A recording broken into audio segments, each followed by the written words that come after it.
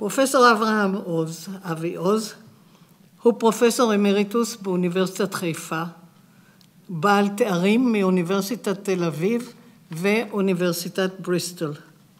הוא שימש ראש החוגים לתיאטרון באוניברסיטת תל אביב ובאוניברסיטת חיפה, שם הוא יסד את החוג לתיאטרון ייסד. ראש הלימודים העיוניים בבית צבי, מרצה אורח באוניברסיטה העברית, מכללת סמינר הקיבוצים, מכללת ספיר, וכן פרופסור אורח באוניברסיטת קולומביה, אוניברסיטת דלוור והאוניברסיטה החופשית בברלין. פרסם ספרים ומאמרים על שייקספיר, מרלו, תיאטרון פוליטי ותיאטרון עברי. ייסד וערך כתבי עת לתיאטרון מאסף ו-JTD. תרגם עשרות מחזות ואופרות מאנגלית, צרפתית וגרמנית, בהם 9 מחזות שייקספיריים, וכן מחזות משל ברכט, פינטה ועוד. שימש כחבר ההנהלה האומנותית של התיאטרון הקאמרי ותיאטרון חיפה, ומנהל תיאטרון האוניברסיטה של חיפה.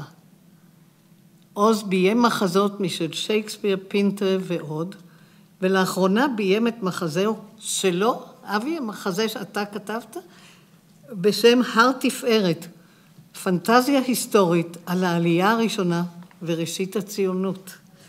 בבקשה. Thank you for this obituary. I would like to say a couple of sentences about Ruth, which you don't count as part of my 30 minutes there. I'm looked upon condescendingly by many of my generations, like Slomit, Muki, Shuli, and others, because I wasn't a student of Ruth. But we became friends and colleagues later on in the profession. And I want to say one thing about her. I didn't know the connection between you and Harold Fish, but I can say same thing on both. Both were Shakespeareans who weren't my teachers, and actually our methodology differed a little bit. And nevertheless, both Ruth and Harold, in many international occasions, conferences and meeting with other Shakespeareans, I was privileged to get compliments from both of them. And for all of us who know the factions at the Academy, it's not a simple thing. And I believe that this means a lot to me, at least. And when I wrote this paper, I felt that I should present it to Ruth so that she'll make her wise comments as she did about many other things that I've had. It would not be a formidable task to relate the following speech by Shakespeare's Richard of Gloucester to more than one current politician as part of democratic election campaign. I am not made of stones, but penetrable to your kind entreaties, albeit against my conscience and my soul. Since you will buckle fortune on my back, to bear her burden, whether I will or not, I must have patience to endure the load. And simultaneously, more than one text of political advice would concur with the following dictum by Lavoisier, written a few decades earlier. I quote, "If a nation is constrained by the force of war to serve one ruler, we should bear the evil patiently and hope for better luck in the future." Both texts were introduced to the public sphere of the late 16th century, where the idea of nationhood acquired a hot political currency Even though, unlike its allegedly contradictory later derivative in the context of modern liberal democracies, it is not exclusive of monarchy, namely a sovereign who, in Carl Schmitt's terminology, is apt to decide on the exception. To speak regarding Shakespeare or La Boissy of public sphere in the sense of Habermas is using it, would seem anachronism. Habermas located his notion of public sphere mainly in the 18th century cafes, salons, or new forms of media emerging at the time, where rising bourgeoisie could set a political alternative to feudal solid discourse. However, Shakespeare did anticipate such a civil discourse in its early buds of republicanism. The nearest notion of democracy, the subject of the discourse animating the public sphere Habermas is relating to in terms of the 18th century onwards, is that of conceiving the citizens as forming a nation. An early sense of the term, indeed, yet a useful political currency in the negotiation of political and socio-economic alliance between monarch and what is called the middling sort to become bourgeoisie of later ages. Habermas, who disdains the staged and manipulative effectiveness of publicity aimed at rendering the broad population infectiously ready for acclamation, maintains, on the other hand, that the new social movements can use theater performances to give voice to marginalized and oppressed groups within the more centralized public discourse.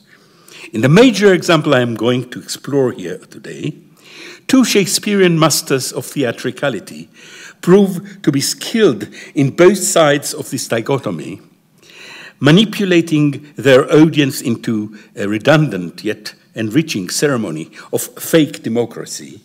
They anticipate the modern deterioration of the public sphere by politicians, institutions, and corporations.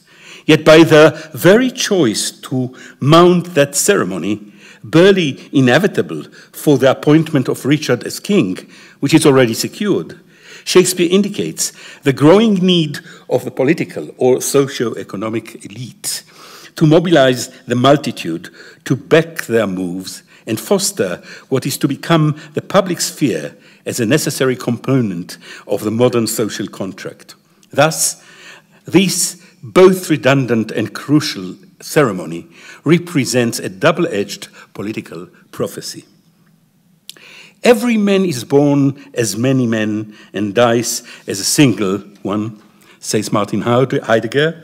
Yet, in spite of his succinct dictum, society, none the least the notorious one he knew and even flirted with for a disputable while, would often choose to regard many of its members as dying as many, especially when risking and allegedly sacrificing their individuality at battlefield for preserving the imagined notion of its collectivity, ironically conceived as an extended one.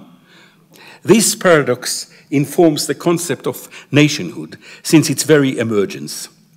In attempting to capture the dramatic status of an imagined community, such as the nation in Shakespeare, I will try to locate and deploy, using one Shakespearean moment, the tension between the sense of community implied by an emerging nationhood and the performative function of the individual in the political and aesthetic context of early modern Europe.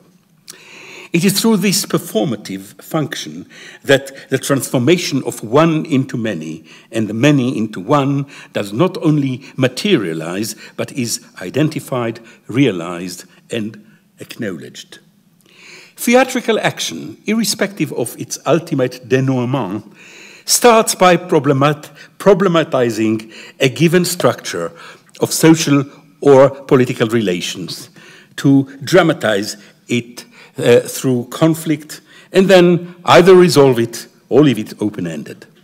The appeal to nationhood, which has no referential properties, translatable to solid materiality, unlike its commonly cited constitutes such as ethnicity, territory, or language, may be similarly regarded as a temporal process whereby a given community seeks affirmation of its cohesiveness, common affiliation, and allegiance to a shared memory, future destiny, and a unified agency representing its sovereignty.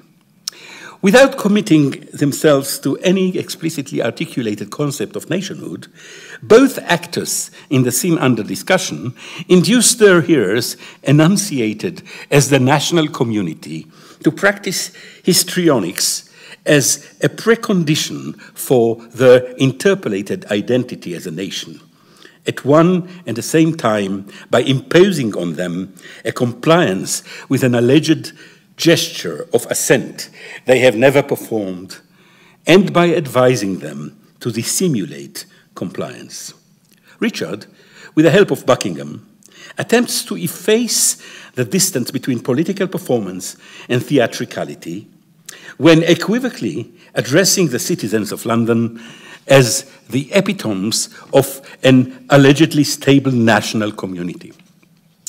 Despite his contrived approach to role-playing, the acting talents of Gloucester have enjoyed significant rating over the centuries.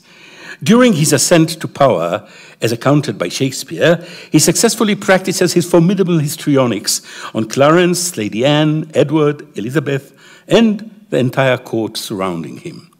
But none, perhaps, would set a more intriguing challenge to his acting abilities than the plain commoners, whose significant presence in the play is frequently marginalized or misread as choric and rather ineffectual. A representative group of London citizens, headed by the mayor, become Gloucester's captive audience when summoned to attend an act bearing a striking similarity to a modern elections campaign.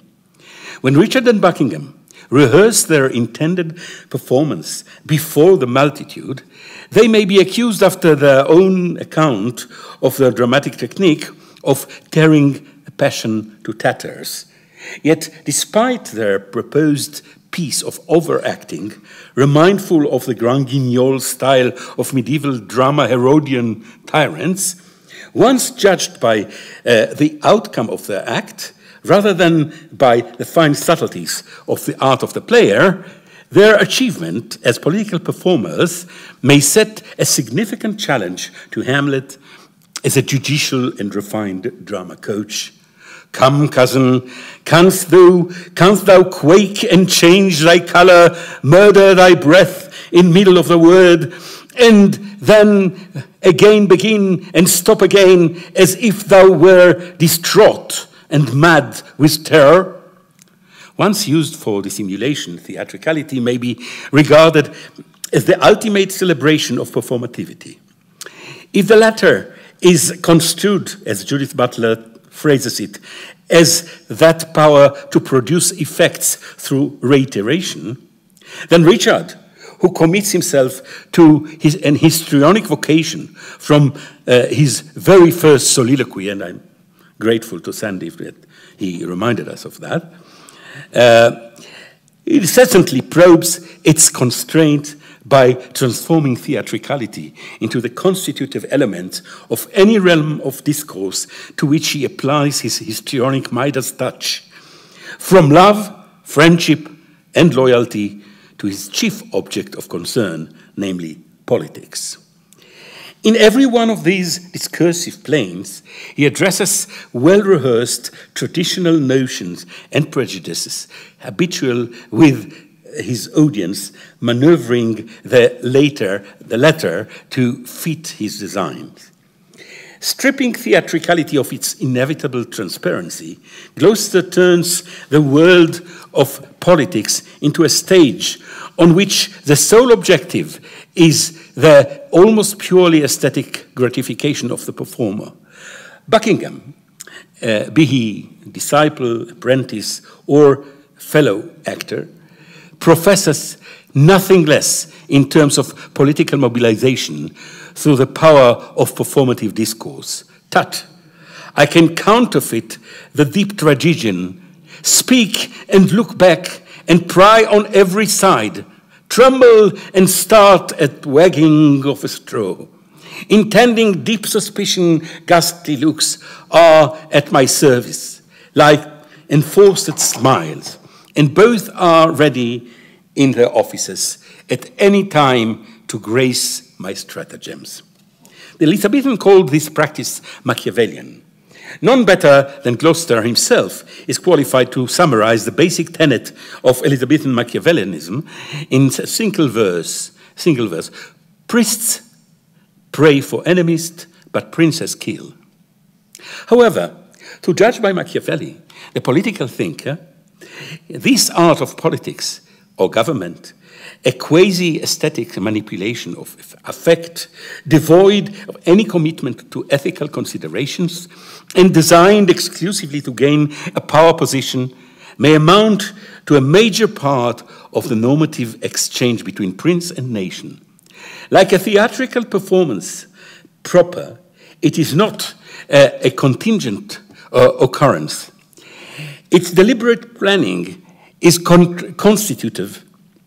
However, a nation is for the early modern mind an elusive term serving multiple, often conflicting ideological objectives on the political scene. In the theatre proper, it can only be synecdochically represented. Can this group of London citizens stand for anything equivalent to what Machiavelli, or we for that matter, will grasp as a nation?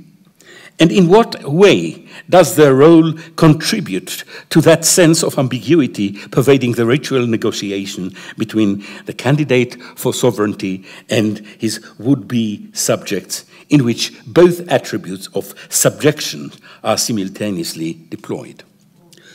Although Richard will go on practicing his art upon becoming king, the citizens of London are not yet his subjects at this point, owing him no measure of loyalty. His present dramatic stratagem is thus inaugurated in his very act of summoning them to become his audience. They are not coerced to comply, but their participation in his act comes not entirely of their own volition. They are treading that elusive path leading to what Althusser calls ideological interpellation.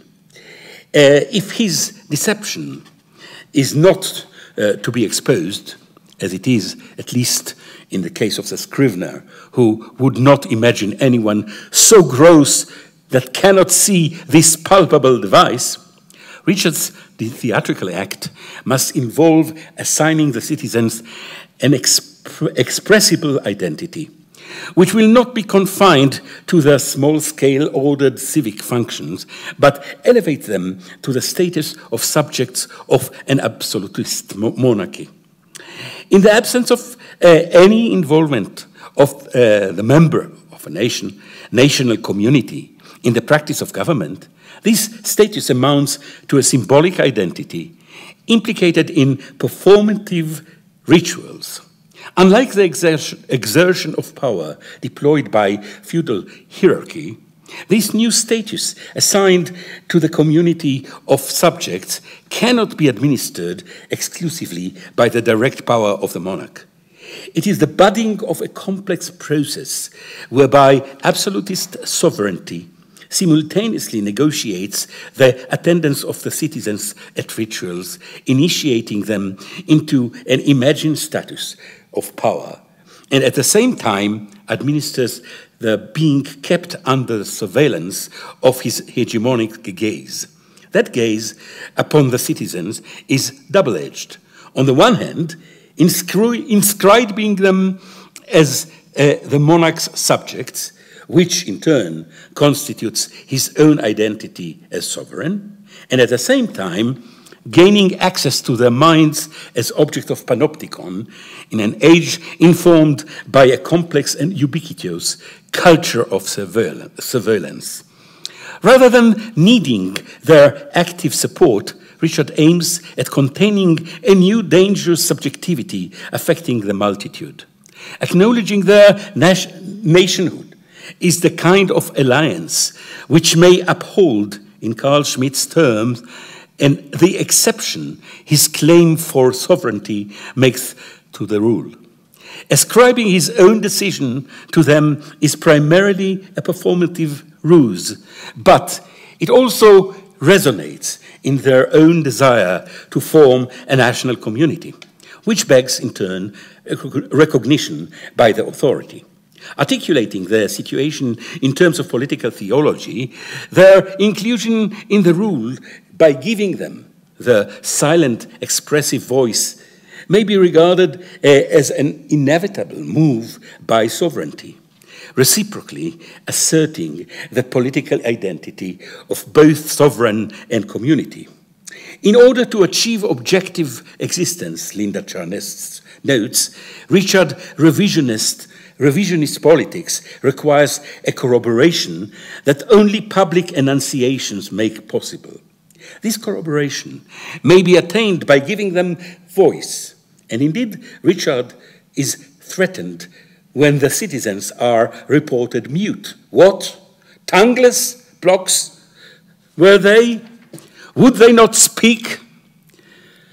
What Richard's rhetoric is designed to achieve anticipates an observation Benjamin will articulate in the context of modern fascist hegemony, namely giving the masses not their right, but instead a chance to express themselves.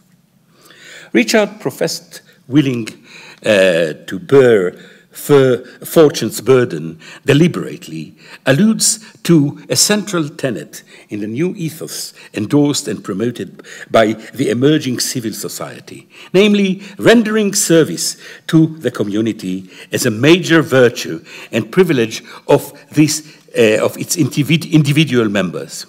Since, however, nothing Gloucester desires to appropriate in terms of power and control has any specific bearing on their ephemeral civic functions, he aims higher, trying to impose on their discourse of service a cultural capital privileged by his own class. Promoting fortune's burden is thus raised to the scale of services rendered to the state by soldiers such as Coriolanus or Othello, or councillors such as Brabantio or Lord Escalus.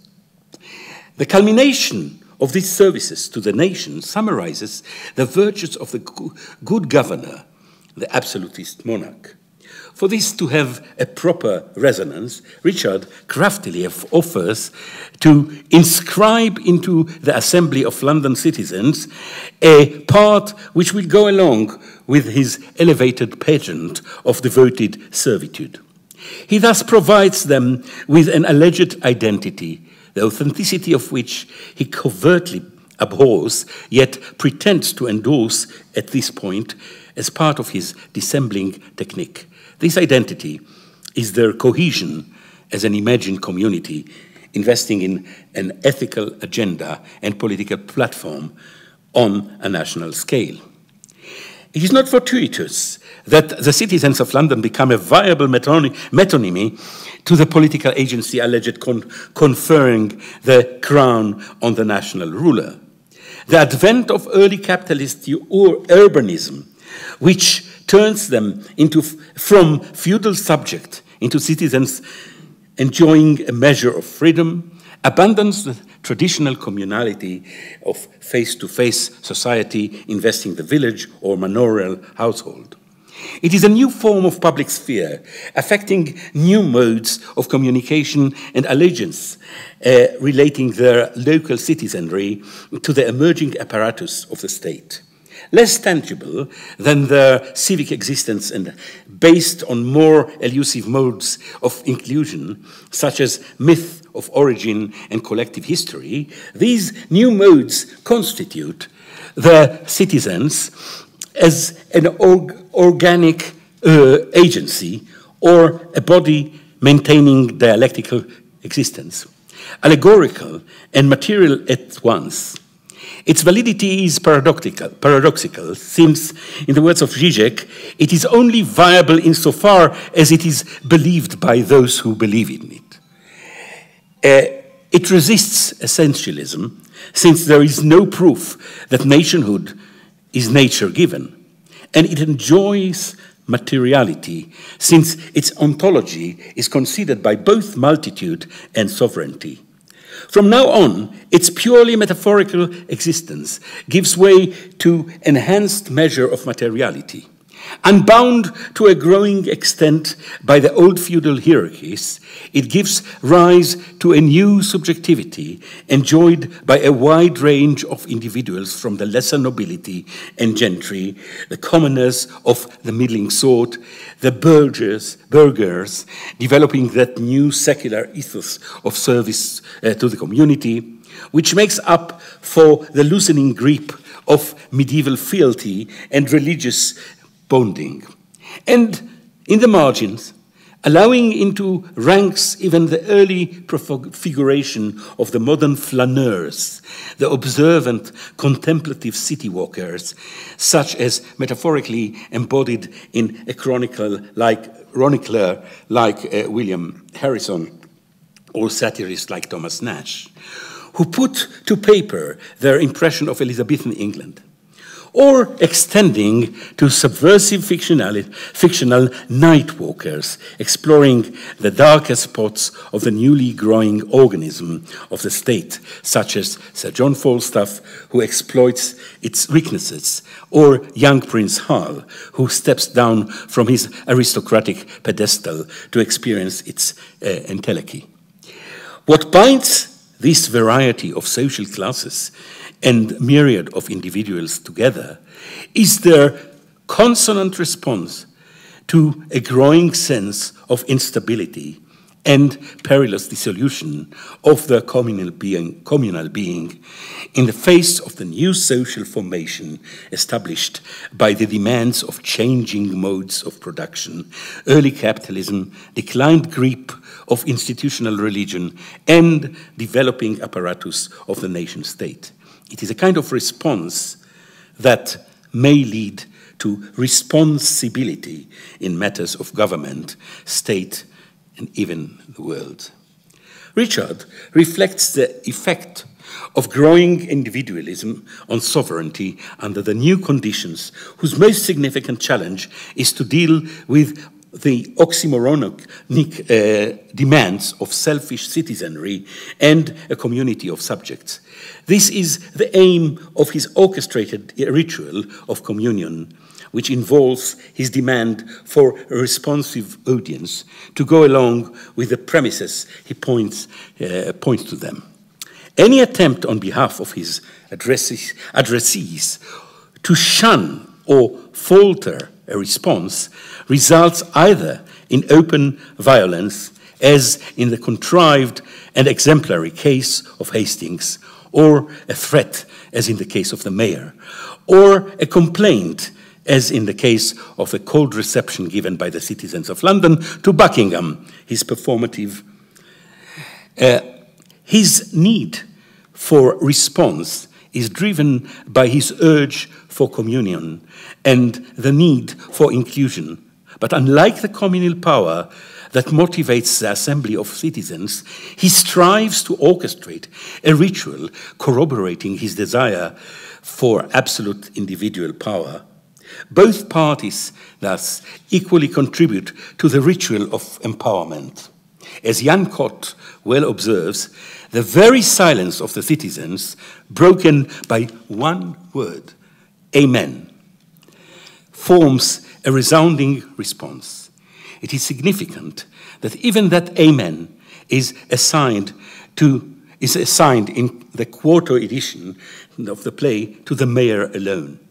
Be it a silent submission to the representation by the mayor, or a performative contribution of the entire group of addressees, the summoned community is here responding to Richard's interpellation by endorsing a responsive subjectivity, signaled by that one charged word, amen, the specific connotation of which I shall soon address by the conclusion of my paper, since it provides an important key to uncover the meaning of the ritual of mutual initiation informing this dramatic scene. I'm approaching my conclusion. In Richard III, the voice of the citizens is not as often heard as in Julius Caesar or Coriolanus, nor does a Jacquard emerge to lead a plebeian mutiny or over economic grievances. Once the representatives of the multitude are brought on stage, their function exceeds a mere choric function in the wake of medieval drama, often assigned to them by traditional reading of the play. When in a former scene a group of London citizens gratuitously appear without bearing on the progress of the play's action, they discuss matters of concern to the state government. Rather than adding yet another excessive group of side commentators to a play abounding with choric voices, the citizens here serve a different function in the theater of power the play sets to motion. What is at stake here is thus a new myth of communion. As the primary receptacles of the myth of state and nationhood, the citizens form the nucleus of a nation to emerge. And Gloucester here is both the provider of myth and the cause for its interruption. Richard regards the citizens summoned to witness his accession to power as agents of empowerment by virtue of their contemplation.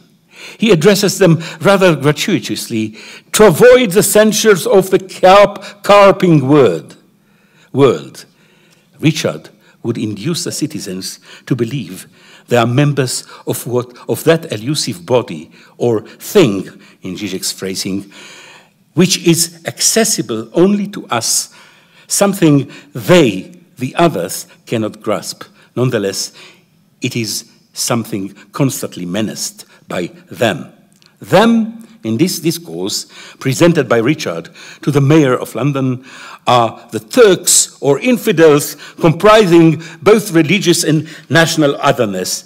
And if anyone is misled to believe that the latter are exclusively the enemies of Christendom in general, rather than the nation in particular, Gloucester is quick to assert they are those contriving against the peace of England, which he immediately couples with our person's safety, to stress the mutual dependency.